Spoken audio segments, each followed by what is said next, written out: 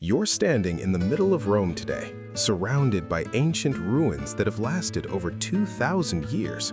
The Colosseum, the aqueducts, the roads, they're still here. But here's the question nobody really stops to ask. How did they actually do it? How did a small village on 7 hills become the greatest construction project of the ancient world? Let's find out. The beginning of Village on 7 Hills. Rome didn't start as Rome. Around 800 BCE, there were just small farming villages scattered across 7 hills near the Tiber River in central Italy. The people living there were part of a group called the Latins. These hills, the Palatine, Capitoline, Aventine, and others, gave them natural defense and a good view of the surrounding area. The location was perfect. The Tiber River provided fresh water and a route for trade. The hills offered protection, and there was a natural crossing point on the river, which meant anyone traveling between northern and southern Italy had to pass through this area. By around 600 BCE, these separate villages had merged into one town. They drained the swampy valley between the hills and created what would become the Roman Forum, the heart of the city. This wasn't some grand plan from the start. It was practical. They needed a central marketplace and meeting area. Building materials, what they had to work with. Early Rome used timber, mud brick, and a local volcanic stone called tufa. Tufa was easy to cut and available from quarries nearby, but it wasn't particularly strong or beautiful. Everything changed when they discovered how to make concrete around 200 BCE. Roman concrete was a mixture of lime, volcanic ash, and chunks of rock. The volcanic ash came from deposits around the Bay of Naples, especially from a place called Pozzuoli. When mixed with lime and water, it created a chemical reaction that made the concrete incredibly strong. This concrete could set underwater, which meant they could build harbor walls and bridge foundations in ways nobody else could.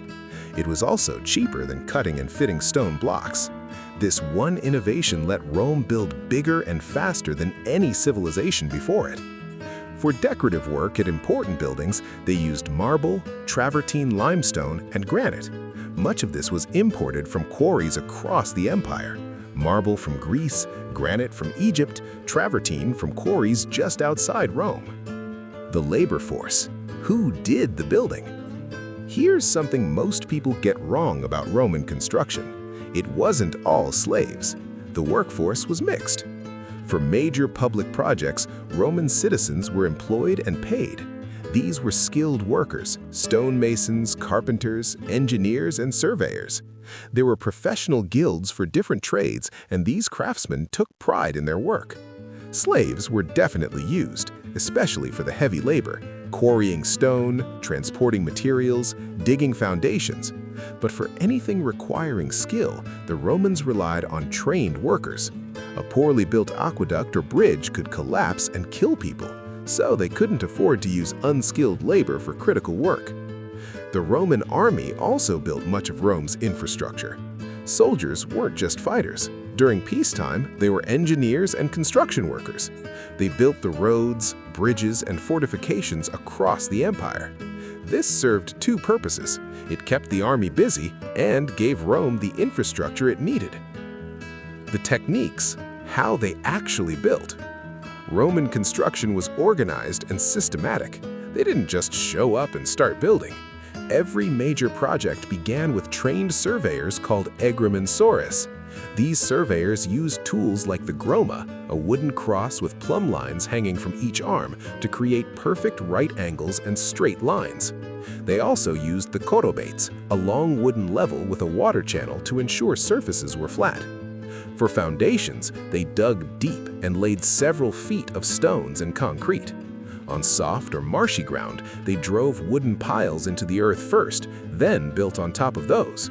The foundation of the Colosseum sits on a concrete ring over 40 feet deep.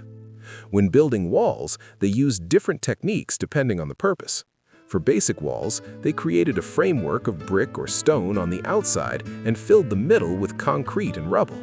For important buildings, they used carefully cut stone blocks fitted together without mortar, or they combined cut stone with concrete cores. The arch was everywhere in Roman construction.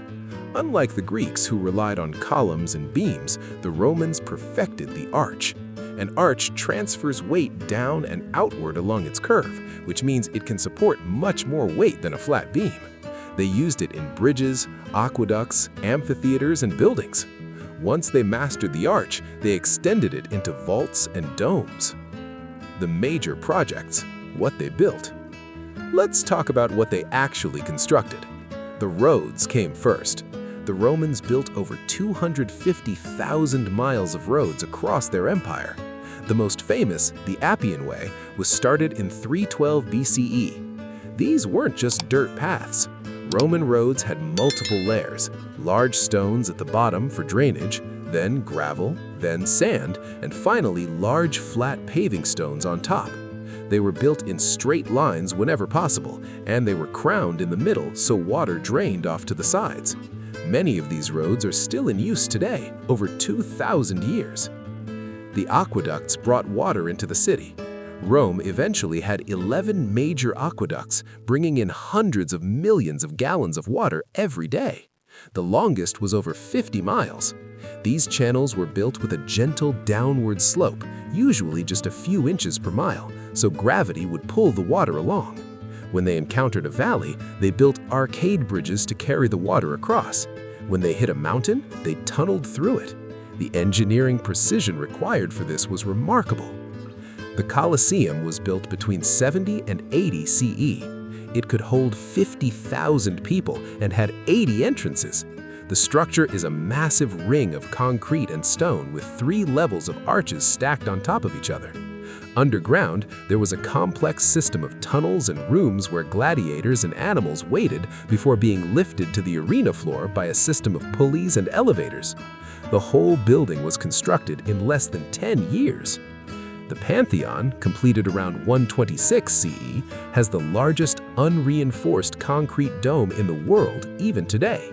The dome is 142 feet across and has a circular opening at the top called the oculus.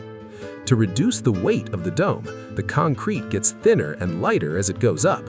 At the base, they mixed heavy travertine and brick. Higher up, they used lighter volcanic rock. At the very top, they used pumice, which is so light it can float in water. This careful engineering has kept the dome standing for 19 centuries. The city's growth, how Rome expanded. Rome grew in stages, spreading out from those original 7 hills. By the 1st century BCE, the city had over 1 million people, the largest city in the world at that time. To manage this growth, the Romans divided the city into 14 regions under Emperor Augustus. Each region had its own administrators. They built massive apartment buildings called insula, some 6 or 7 stories tall, to house the growing population. These weren't luxurious. Most were cramped, built with cheap materials, and prone to fires and collapse. For the rich, they built domus, private houses with central courtyards, running water, and elaborate decorations. The real luxury was in the villas outside the city, where wealthy Romans had estates with gardens, baths, and every comfort. The city needed infrastructure to function. They built public baths, massive complexes with hot rooms, cold rooms, swimming pools, exercise areas, and libraries. The baths of Caracalla could accommodate 1,600 bathers at once. They built public toilets with running water beneath the seats. They built warehouses, markets, temples, basilicas for law courts, and theaters. The end result, what made it possible? So, how was Rome built? Through concrete, organization, and time. The concrete gave them the material to build bigger and faster than anyone before. The organization, from trained surveyors to skilled guilds to military engineers, gave them the knowledge and workforce. And time gave them centuries to expand, experiment, and perfect their techniques. Rome wasn't built in a day, as the saying goes. It was built over 1,000 years, from those first villages on the hills to the massive imperial capital. Each generation added to what came before. They learned from their mistakes. Buildings collapsed, Aqueducts leaked, roads cracked, and they improved. What's remarkable is how much of it survived. You can still walk on Roman roads. You can still see water flowing through Roman aqueducts. You can still stand under the Pantheon's dome. These weren't temporary structures. The Romans built to last, and they succeeded in ways that still amaze engineers today. That's how Rome was built, not by myths or legends, but by practical engineering, hard work, and the accumulated knowledge of centuries. The ruins you see today aren't just history.